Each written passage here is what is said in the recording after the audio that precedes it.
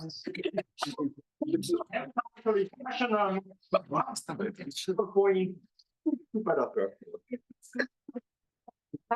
Can you guys hear me? Thank you very much for that enthusiastic introduction. I feel like I can't match the energy of this, but that's on me. So this is very much a work in progress, and it's also joint with my collaborator, Willie Rush Lim, whom I met for the first time here in Bindlevo. So let me maybe get started.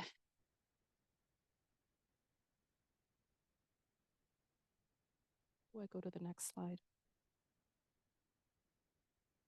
Press the... thank you. Okay, so let me maybe describe this family of maps that I care about. So schematically, are there...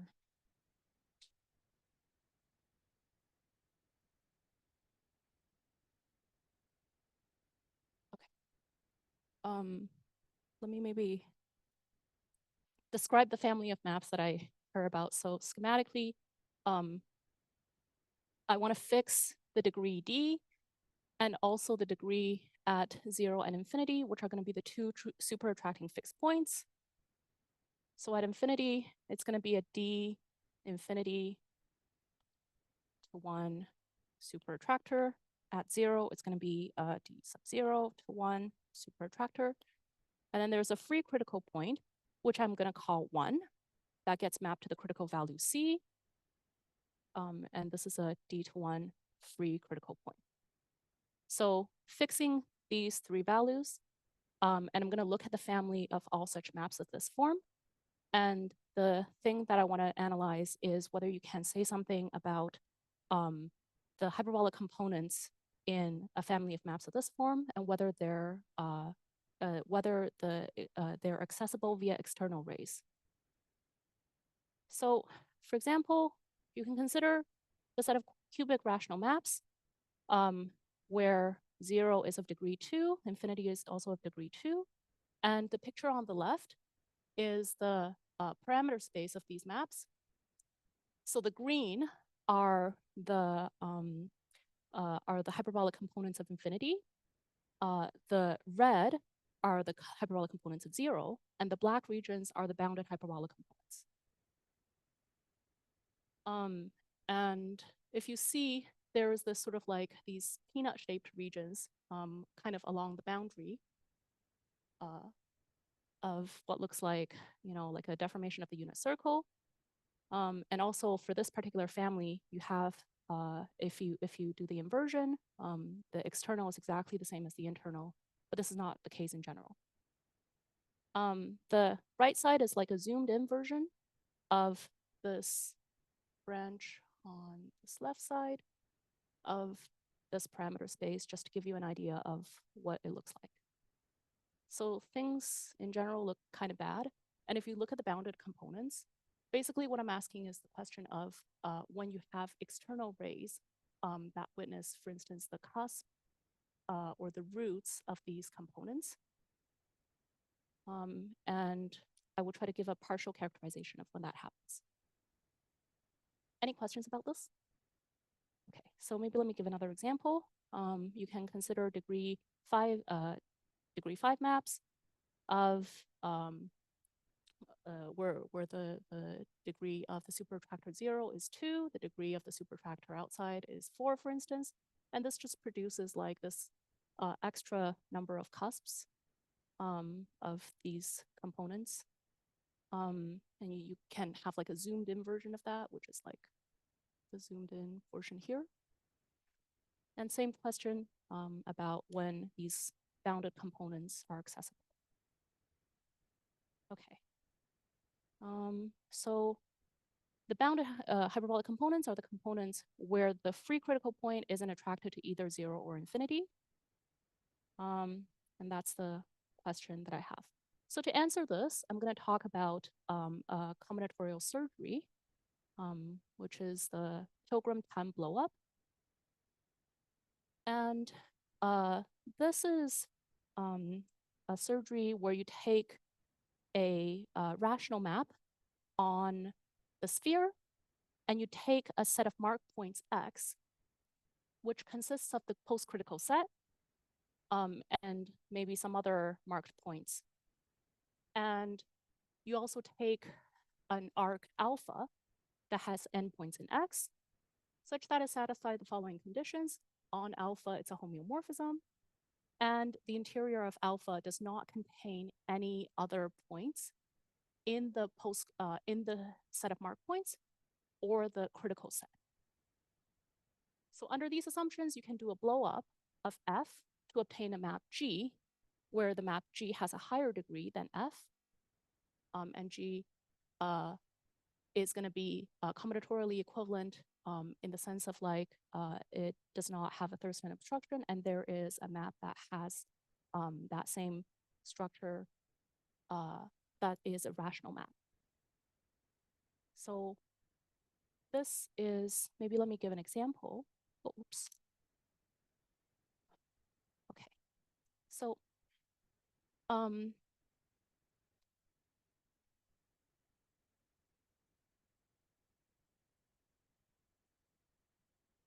so the way that this blow up works is that you have your original space S, you have some sort of arc, and you have the map F on this sphere. And you're going to consider the map G, where G is going to be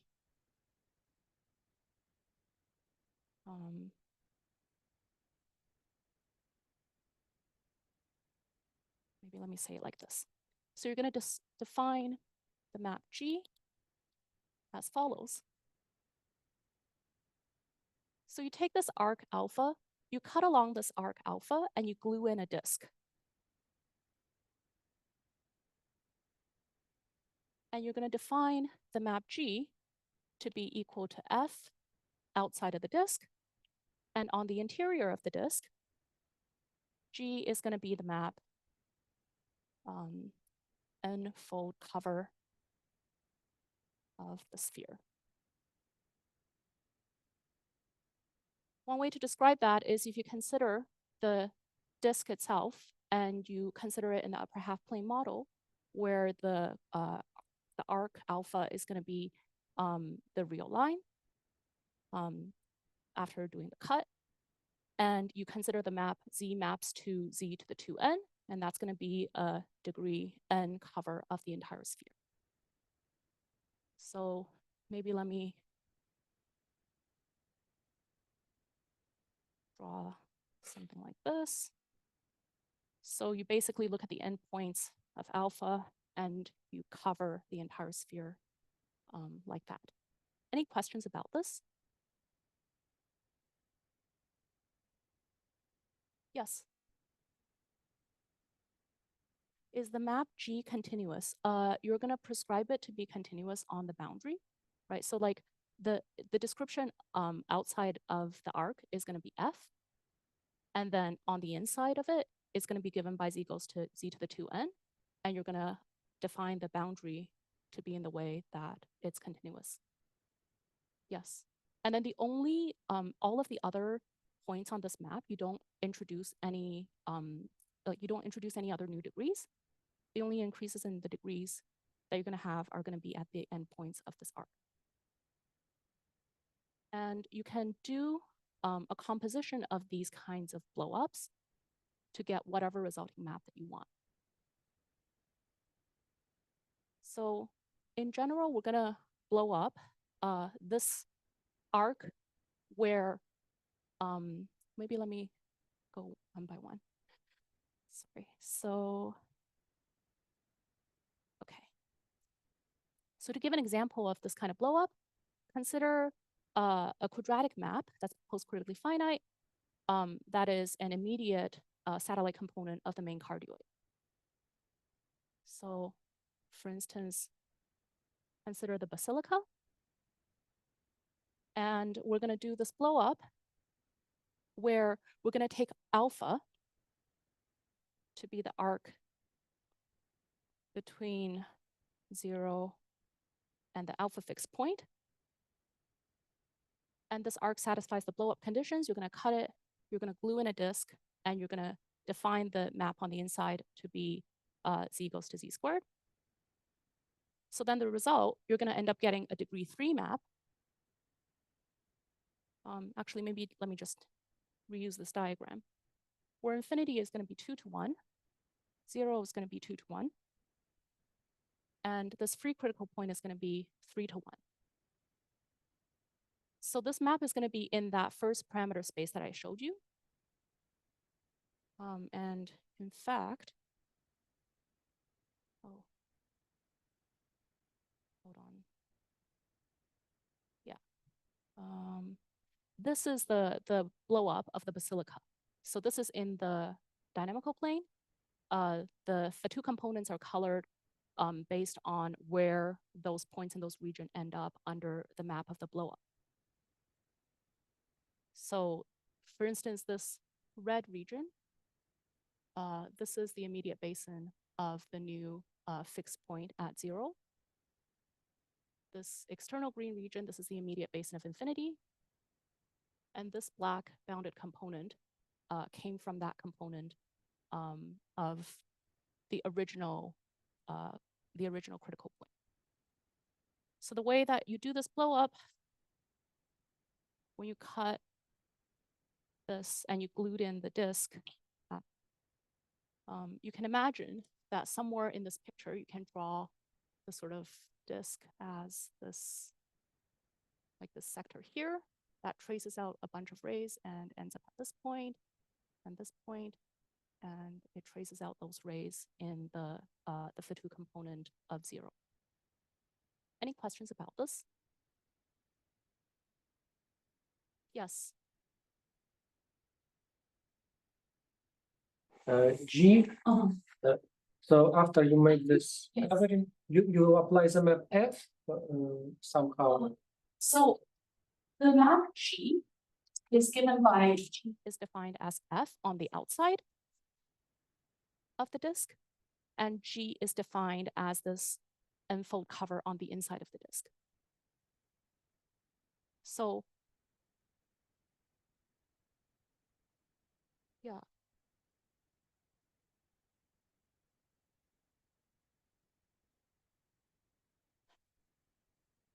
So the thing that I didn't actually describe is that this new alpha is going to be the new 0 of this map G.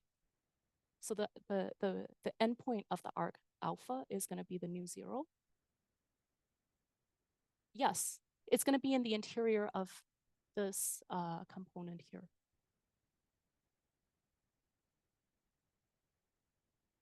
Yes.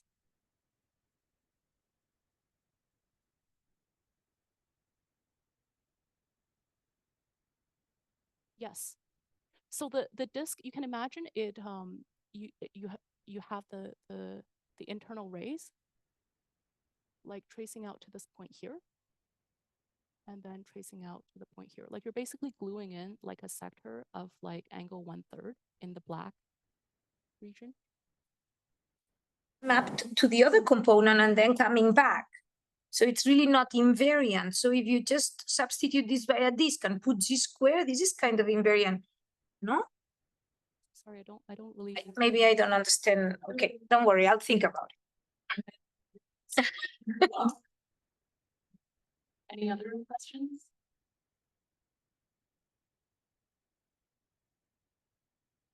Okay.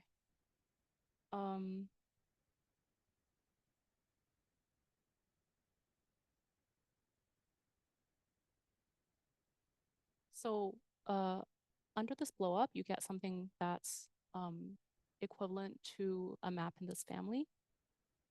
And moreover, like you can have external rays. I'm sorry, how do I back? Yeah, you can have external rays of your original map, and under some conditions, the external rays persist. Basically, if the external rays are invariant under isotropy relative to the mark points, and all the arcs of the pre-image of the external rays for that orbit portrait are isotopic relative to X to a unique arc, and vice versa. So under these assumptions, you have external rays for the orbit portrait in this new map that got blown up. Question or comment?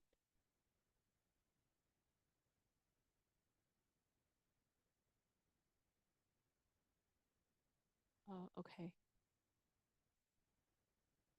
So the result is if you have a post-critically finite unicritical polynomial that is an immediate component from the sort of like the analog of the main cardioid, then under this blow up for this specific arc, you end up getting a map that is accessible at the cusps.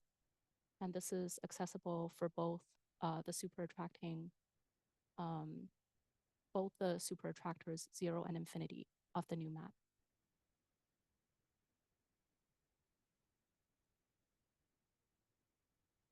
Any questions?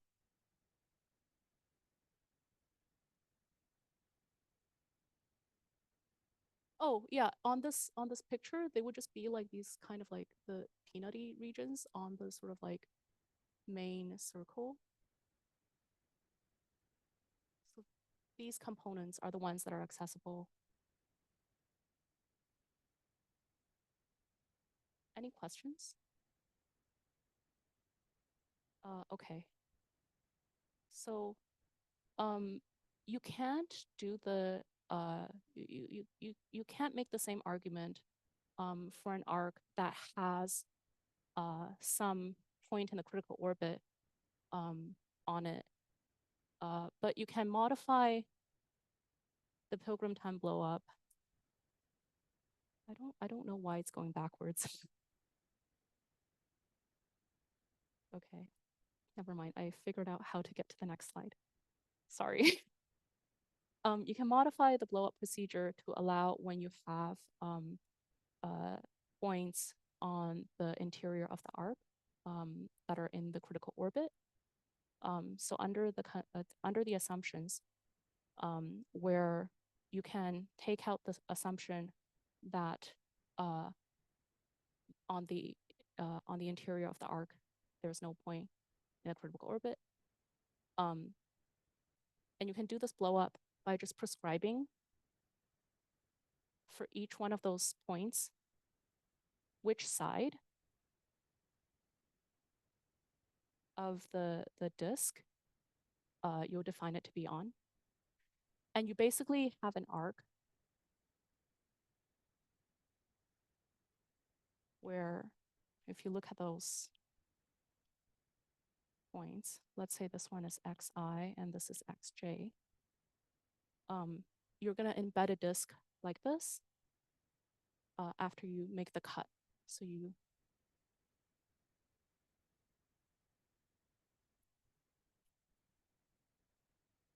after cutting along alpha, you can glue in a disk like that, and you can still do the same procedure.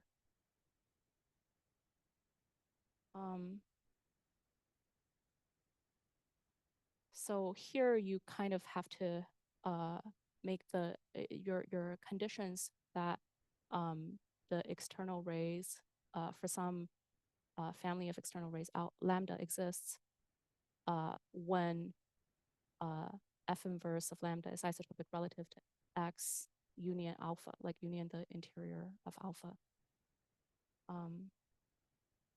And if you do this procedure, you end up getting that the hyperbolic components of the form. So if you do this blow up with a unicritical map of the form z to the d plus c, where the internal address is like 1 goes to k goes to km. So not something that is an immediate hyperbolic component of like the main cardioid, but something that is an immediate component of that. Then if you do this blow up, the external rays at the critical point persist. And so for these components, the corollary is that because the external rays persist, the external rays for the blown up hyperbolic for the blown up map G, so the external rays for that map exist at the root. But they don't exist at the cusp. So maybe let me go back to look at some of the examples of these kinds of components when you zoom it in a bit. So if this was a primary component, these components that butt off of it immediately, these are the secondary components. And for these components, the external rays exist at the root, but not at the cusp. So the cusp here is obstructed from infinity. Any questions?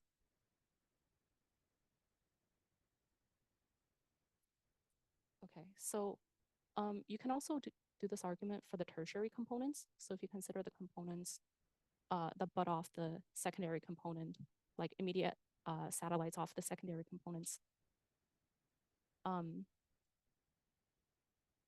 for these components, you have that the rays, the ones that persist are the ones where the internal angle from the previous component to here is of the form 1/n. So like this angle is like 1/2, this one is like 1/3, but the one that's like 2/3 doesn't exist, for instance. So then if you do this blow up, there's the external ray persists at the attracting fixed point of the first return map, which corresponds to this renormalization. But oops.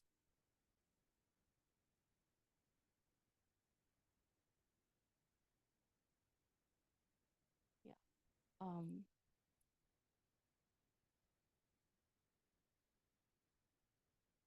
Okay, I think.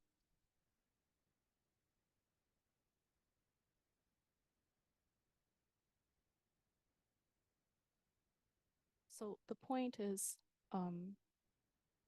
if you look at these components, so for the tertiary components, so that would be like this component here and this component here and so forth.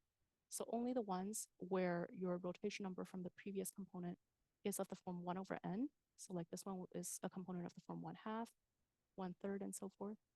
Only for these ones, you have the rays at the cusp exist.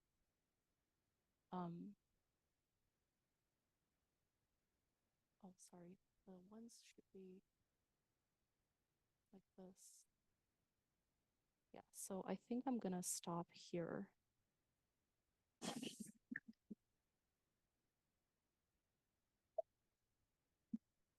Questions, please. I have a question. So the question is kind of what about the rest? What about some other internal addresses? Yes. Oh, sorry. The other ones where it's finitely many components away from the analog of the main cardioid, those ones will not exist. So neither of these will exist. And the reason is when you do this renormalization, so like this first return map, when you do the renormalization, you kind of like swap like the orientation of like the 0 and the alpha. So when you do that, the portion, so like the rays that will be obstructed by the condition of the you know, like which external rays persist, the ones that will be obstructed are the ones that will land on the interior of this disk. So that's why if you allow more than 3 of these kind of this like first return kind of renormalizations, neither of those two endpoints of that segment, or rather both of them, because each time you swapped orientation, so like one of them will not exist.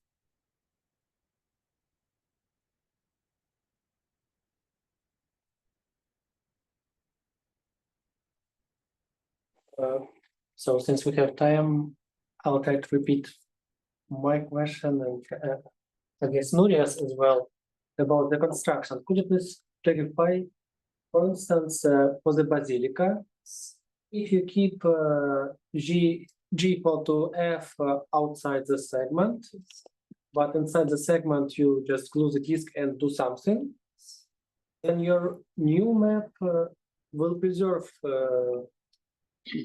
the disk, but F acts as period 2 map. I mean, it sends the segment alpha 0 somewhere else.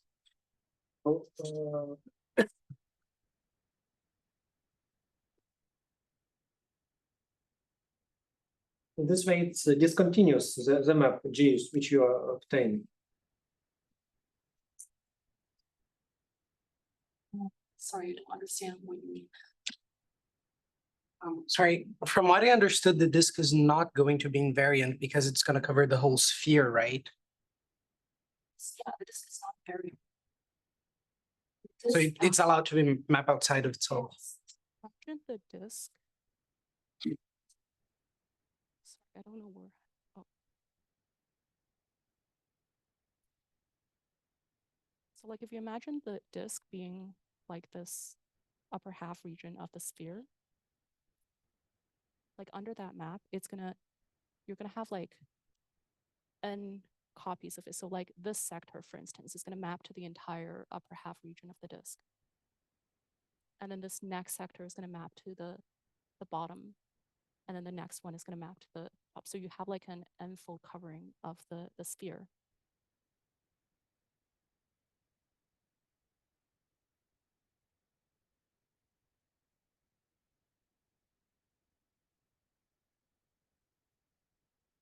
Want to ask, can people online ask a question? But then please. I don't know if you hear that. This want to ask, please ask a question. I don't hear anything. So thanks, Reila Zheng again.